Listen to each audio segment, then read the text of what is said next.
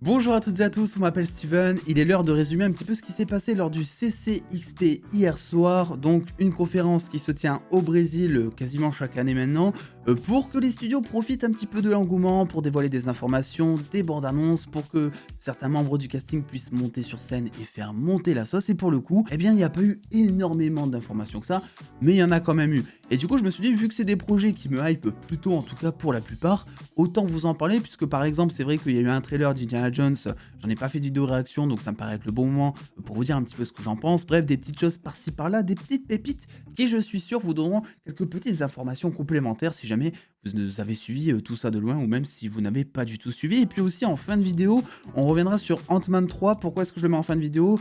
Pour le référencement, pour le watch time aussi, mais surtout parce que c'est spoiler en fait. C'est-à-dire que ceux qui étaient au CCXP, le public a eu droit donc à 3 minutes, les 3 minutes apparemment qui introduisent le film d'Ant-Man. C'est une chose que nous on n'a pas eu sur YouTube, et donc bien évidemment on a une description de ces scènes, et je vous le mettrai en fin de vidéo si jamais vous ne voulez pas être spoilé. Maintenant que ceci est tout dit, nous allons commencer du côté de Star Wars, plus précisément de The Mandalorian saison 3 déjà, qui a été acté, ça y est, pour avoir un début de diffusion dès le 1er mars sur Disney+, et avec bien évidemment une nouvelle image qui nous en dit pas grand chose, mais qui est toujours aussi mignonne, puisque dans cette image il y a bien évidemment le produit marketing le plus populaire de Disney, j'ai nommé Grogu ou Baby Yoda pour les intimes, et aussi un petit concept art qui a été distribué aux fans, qui était présent dans le public directement, pendant que nous, et bien comme d'habitude, on peut se brosser. Et concernant le brossage, ça va même plus loin que ça, puisque ceux qui étaient présents dans le public ont eu droit à un court extrait montrant un Mando qui arriverait à Mandalore, montrant quelques petites scènes d'action notamment.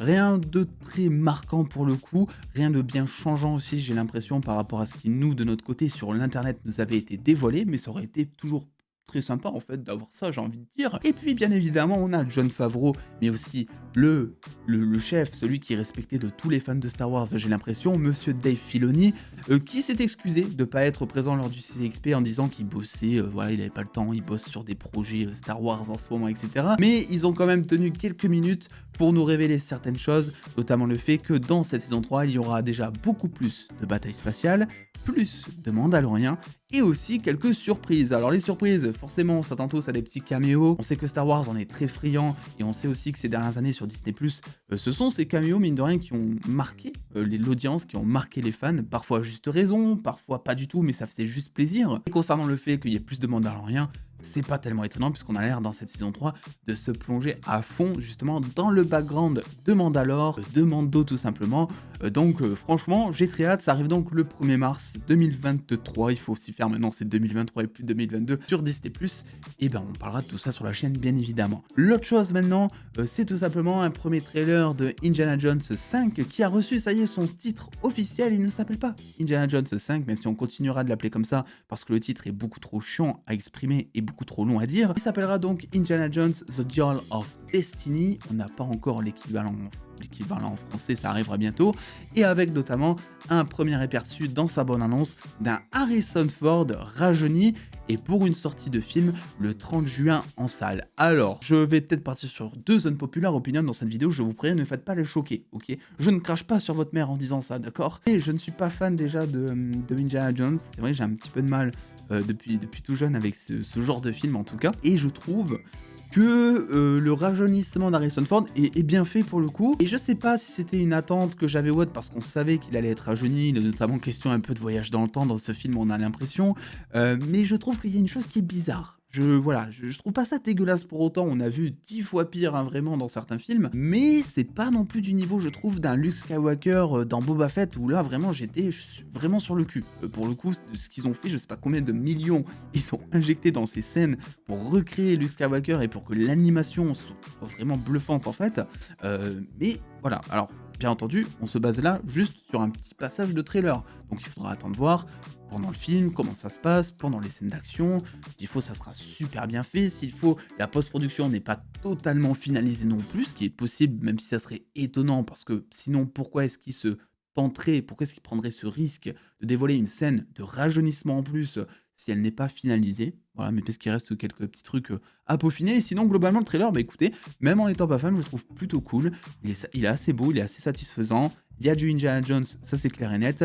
Beaucoup aussi de CGI, beaucoup de trucs numériques, on le voit, mais pour le coup ça dérange pas l'œil et ça fait plutôt plaisir. Donc dites-moi si vous l'attendez en salle, si vous l'attendez tout court d'ailleurs, pas que en salle, si vous l'attendez quoi, bordel. Et maintenant on passe au Schtroumpf bleu, pas grand chose à dire puisque Avatar, la voix de l'eau qui arrive maintenant dans 10 jours, non, dans 12 jours arrive, putain j'ai très hâte, j'ai vraiment très hâte parce qu'on est tellement en train de théoriser sur le fait de se dire ouais, est-ce que ça peut être un échec Avatar 2 ou pas, est-ce que... Voilà, donc on va avoir la réponse du coup très vite et c'est même plus ça qui m'aille peut-être que de découvrir le film, de voir un petit peu les enjeux marketing qu'il y a derrière. Mais bon bref, c'est pas le sujet. Ceux qui étaient présents donc dans le public ont eu droit à 20 minutes exclusives avec donc des lunettes. Alors j'imagine que c'est les mêmes 20 minutes qui avaient précédemment été dévoilées, je crois, lors du Comic Con ou du D23, je crois que c'était le D23, je sais plus. Je sais qu'il y a un public aussi pareil, ils avaient reçu les lunettes et ils avaient eu une scène, etc. Alors pour le coup, je suis assez content que ce soit pas diffusé sur YouTube, ça pour le coup, parce que Avatar, j'évite tous les teasers, j'évite tout ce que je peux voir du film, je veux vraiment découvrir un maximum et me prendre une claque en pleine tête. Une claque de type chocolatinesque dans la face au moment où je serai en salle. Donc voilà, mais au moins vous le savez, rien sur internet pour l'instant, mais 20 minutes d'Avatar pour le public. Et enfin, on passe du côté de Marvel.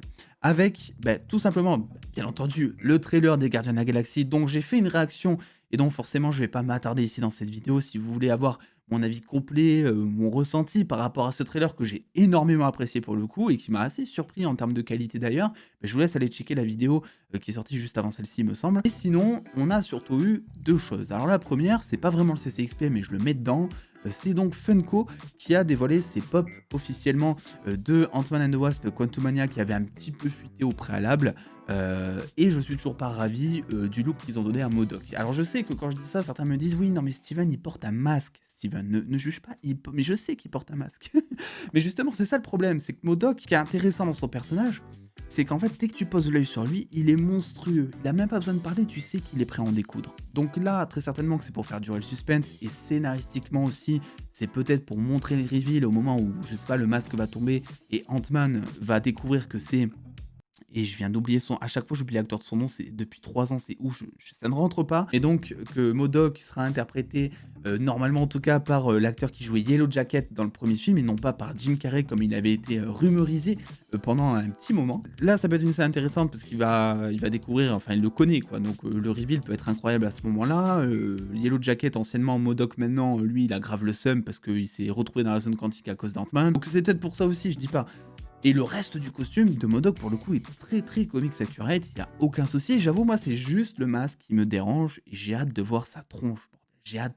J'ai hâte d'avoir le reveal de sa tronche. J'espère qu'ils vont faire un truc bien monstrueux et pas trop édulcoré. On arrive donc à la fameuse scène de Ant-Man. Les 3 premières minutes du film ont visiblement été dévoilées. Et donc, alerte spoiler, si jamais vous ne voulez pas savoir ce qui se passe, ça peut être intéressant, puisque c'est quelque chose dont nous, on n'a pas eu droit. Nous, sur YouTube, on a juste eu droit à une vidéo qui retrace les événements d'Ant-Man au travers du MCU pour se rappeler de qui il est. Parce que Marvel Studios s'est peut-être dit « Attends, le film s'appelle Ant-Man and the Wasp Quantumania, mais les gens ne vont absolument pas aller voir le film pour Ant-Man.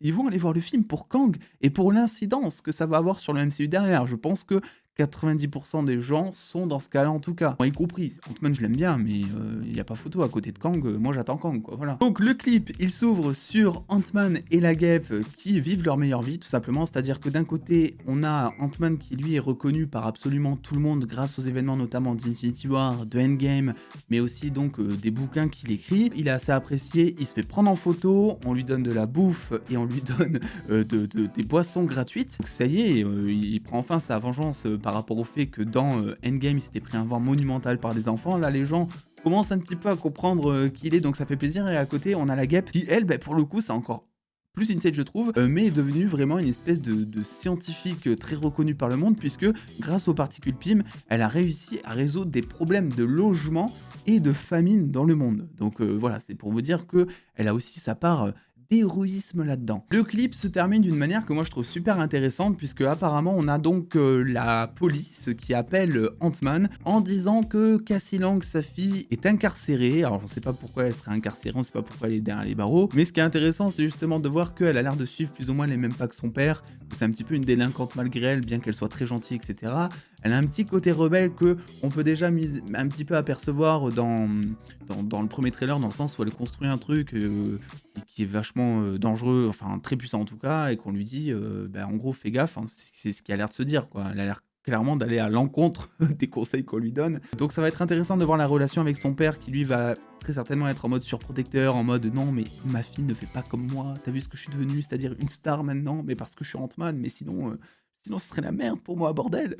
Et enfin, on a eu une seconde scène qui était plutôt intéressante là pour le coup, qui peut spoiler un peu plus, sait-on jamais, puisqu'elle concerne Kang le Conquérant pour le coup. Elle nous dévoile notamment la conversation un peu plus approfondie entre Kang et Ant-Man, disant que Kang détient Cassie Lang, qu'elle est retenue captive notamment, ce qui oblige donc quelque part Scott à aider Kang afin de retrouver un artefact qu'on lui aurait apparemment volé, qui le libérera donc de son piège dans le royaume quantique. Et Kang lui en retour promet d'aider Ant-Man à s'échapper, j'imagine, parce qu'on sait pas, on n'a pas de précision, mais il promet ses services aussi en échange. Donc j'imagine que c'est pour s'échapper donc du royaume quantique. Bien que bon, ces promesses elles sont sympas, tu vois, mais il détient sa fille, donc déjà commence par faire le gentil et commence à libérer Cassie, bordel, c'est quoi ce bordel? Et enfin, on verrait Kang pas s'énerver, parce que lui, la partie énervée, il a l'air d'être très calme, et c'est ça qui le rend menaçant justement, mais en tout cas, il frapperait Ant-Man à un moment, ce qui donnerait lieu à ce fameux concept art que l'on avait vu avec le casque, qui était assez amoché.